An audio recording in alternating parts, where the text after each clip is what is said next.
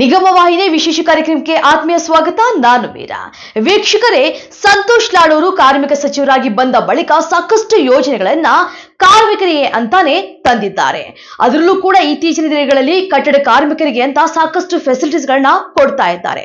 ಹಾಗಾದ್ರೆ ಅದು ಎಷ್ಟು ಮಟ್ಟಿಗೆ ರೀಚ್ ಆಗಿದೆ, ಬನ್ನಿ ನೋಡ್ತಾ ಹೋಗೋಣ. ಕಟ್ಟಡ ಕಾರ್ಮಿಕರಿಗೆ ಅಂತಾನೆ ಕಾರ್ಮಿಕ ಇಲಾಖೆಯು ಕಾರ್ಮಿಕ ಕಾರ್ಡ್ ಮುಖಾಂತರ ಸಾಕಷ್ಟು ಯೋಜನೆಗಳನ್ನ ಜಾರಿಗೆ ತರ್ತಾ ಇದೆ.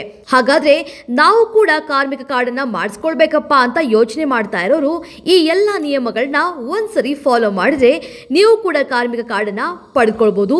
ಅದು ಕೂಡ ಕಟ್ಟಡ ಕಾರ್ಮಿಕರಾಗಿದ್ರೆ ಮಾತ್ರ.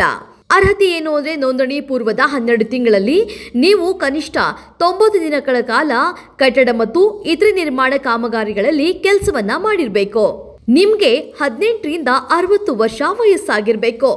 ಇನ್ನು ಅಗತ್ಯ ದಾಖಲೆಗಳು ಏನೆಲ್ಲ ಬೇಕು ಅಂತ ನೋಡೋದೇ ಆಗಿದ್ದಲ್ಲಿ ಉದ್ಯೋಗ ದೃಢೀಕರಣ ಪತ್ರ, ಅರ್ಜಿದಾರ ಹಾಗೂ ಅವಲಂಬಿತರ ಆಧಾರ್ ಕಾರ್ಡ್ ಪ್ರತಿ, ಅರ್ಜಿದಾರರ ಬ್ಯಾಂಕ್ ಪಾಸ್ಬುಕ್ ಪ್ರತಿ, ಅರ್ಜಿದಾರರ ಆಧಾರ್ ಕಾರ್ಡ್ಗೆ ಲಿಂಕ್ ಆಗಿರುವ ದೂರವಾಣಿ ಸಂಖ್ಯೆಯನ್ನ ನೀವು ಕೊಡಬೇಕು.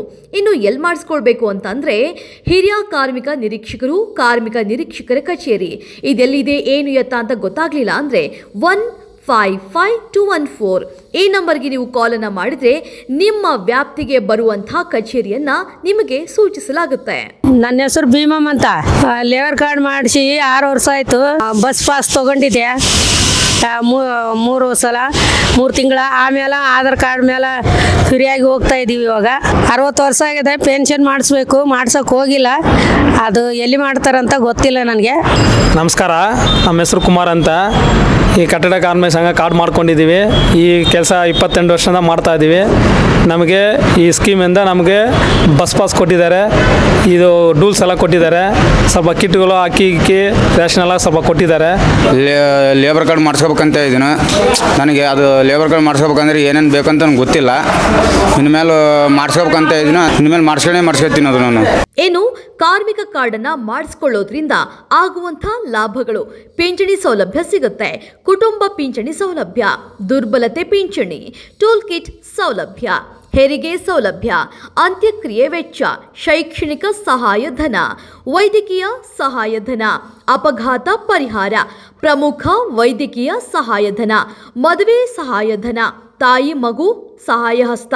ಅಷ್ಟೇ ಅಲ್ಲ, ಇನ್ನೊಂದು ಇಂಪಾರ್ಟೆಂಟ್ ವಿಚಾರ ಏನಪ್ಪಾ ಅಂದ್ರೆ, ಸಾಕಷ್ಟು ಜನರು ಸರ್ಕಾರದಿಂದ ಬರುವಂತಹ ಈ ಎಲ್ಲಾ ಲಾಭಗಳನ್ನ ನಾವ್ಯಾಕ್ರಿ ಬಿಡಬೇಕು ಅಂತ ಫೇಕ್ ಕಾರ್ಡ್ಗಳನ್ನ ಮಾಡಿಸ್ಕೊಂಡಿರ್ತಾರೆ. ಇಂಥವರಿಗೆ ಕಾನೂನು ರೀತಿಯಲ್ಲಿ ಕ್ರಮವನ್ನ ಕೈಗೊಳ್ಳಲಾಗುತ್ತೆ. ಯಾರಾದರೂ ಫೇಕ್ ಕಾರ್ಡ್ಗಳನ್ನ ಕಾರ್ಮಿಕ ಇಲಾಖೆ ಕಡೆಯಿಂದ ಪಡೆದುಕೊಂಡಿದ್ದಲ್ಲಿ ಈ ಕೂಡಲೇ ಅದನ್ನ ವಾಪಸ್ ಮಾಡಿ. ಇಲ್ಲ ಅಂದ್ರೆ ನಿಮಗೆ ಕಾರ್ಮಿಕ ಇಲಾಖೆಯ ಕಡೆಯಿಂದ ಇಷ್ಟು ದಿನಗಳ ಕಾಲ ಕೊಟ್ಟಿರುವಂತಹ ಎಲ್ಲಾ ಸೌಲಭ್ಯಗಳನ್ನ ಹಿಂಪಡೆದುಕೊಳ್ಳಲಾಗುತ್ತೆ. ಅದರೊಂದಿಗೆ ಕಾನೂನು ರೀತಿಯಲ್ಲಿ ಎಲ್ಲಾ ರೀತಿಯ ಕ್ರಮಗಳನ್ನ ನಿಮ್ಮ ಮೇಲೆ ಹೇರಲಾಗುತ್ತೆ. ನೋಡಿದ್ರಲ್ಲ ವೀಕ್ಷಕರೇ, ಸಾಕಷ್ಟು ಜನ ಇದರ ಸದುಪಯೋಗವನ್ನ ಪಡೆದುಕೊಳ್ತಾ ಇದ್ದಾರೆ. ಇನ್ನು ಫೇಕ್ ಕಾರ್ಡ್ಗಳನ್ನ ಏನಾದ್ರೂ ಮಾಡಿಸಿದ್ದಲ್ಲಿ ಅದನ್ನ ಈ ಕೂಡಲೇ ನೀವು ಇಲಾಖೆಗೆ ವಾಪಸ್ ಮಾಡೋದು ಸೂಕ್ತ. ಇದಾಗಿತ್ತು ಈ ಹೊತ್ತಿನ ವಿಶೇಷ. ಇನ್ನಷ್ಟು ಅಪ್ಡೇಟ್ಸ್ಗಾಗಿ ನೋಡ್ತಾ ಇರಿ ನಿಗಮ ಟಿವಿ.